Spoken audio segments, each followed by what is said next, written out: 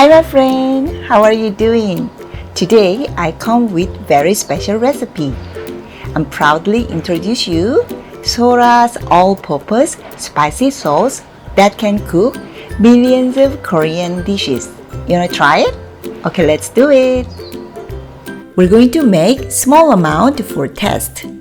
Gochujang 1 regular spoon, sugar 3 tablespoons, chili powder 2 tablespoons, black pepper 1/4 teaspoon, sesame oil 1 tablespoon, soy sauce 5 tablespoons. So far, so plain? Then it's time for Sora's secret ingredient. Vinegar 1 teaspoon and curry powder 1 teaspoon. Done! Super easy.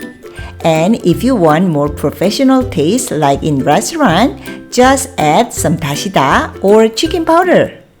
Or you can add my homemade natural flavor enhancer. The link will be provided at the end of this video. Now, what shall we cook? Let me show you how to use my sauce as a stir-fry sauce. Shall we cook chicken first? Let's cook bidak, as known as dakgalbi. Boneless chicken thigh, cut into bite sizes. Add some vegetable of your choice. I like to use cabbage, onion, carrot. Stir fry everything with cover for 5 minutes. If your chicken pieces are bigger or with bones, you need to cook more than mine. Options for this stir fry? Why don't you try cheese or even noodles with it? Oh yeah? Yummy! So, simply substitute chicken with any other ingredient of your choice like pork, beef, seafood, or anything. Use your imagination. Even fish cake or hot dog will work.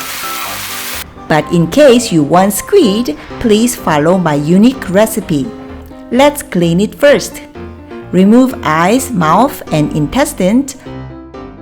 Sora's genuine tip for squid: just cook it without water.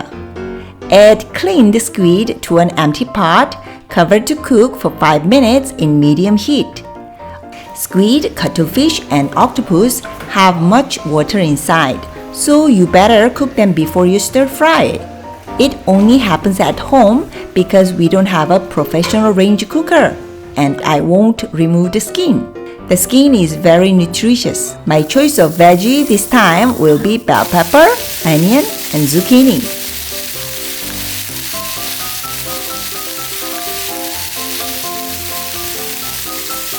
Voila! So nice!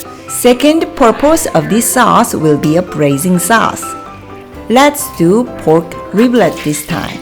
For me, pork riblet have to be braised for 2 hours to get soft texture. So I will braise riblet, garlic, and onion first for 1.5 hours until onions are all melted into stew. Then add potato and carrot. Boil until potatoes are fully cooked, around 30 minutes. This braising method is perfect for mackerel too. Unlike the big chunks of pork, mackerel will be cooked around 30 minutes. Of course, you can add fresh chili to any of my recipe if you love it more spicy. You can cook chicken, beef, or any other meat of your choice with this recipe. And remember, some meat can be ready within 30 minutes depending on your cut. Also, you can add more water whenever it is needed. Third, you can use my sauce to cook tteokbokki. Let's try very simple tteokbokki. Since I'm using plain water, I'll add dashida. You can substitute this with chicken powder, or if you have a delicious stock, go ahead and use it. Gosh, this tteokbokki is something else. Superb! And my sauce is not sweet, so you can add more sugar if needed. The last, dubu recipe. Did you notice my sauce is a vegan? So this dubu recipe will make perfect vegan dish. First, let's fry dubu evenly. Add onion and my sauce. Then add water to braise. Boil enough so that dubu will not taste bland inside. Or if you want to make it just quick, you can cook like this way too. Which one suits you today? Cube or flat? They both are yummy. Maybe you will wonder, won't they taste all same? No, they won't. It really tastes so different according to your main ingredient. So this is it. This is Sora's all-purpose spicy Korean sauce.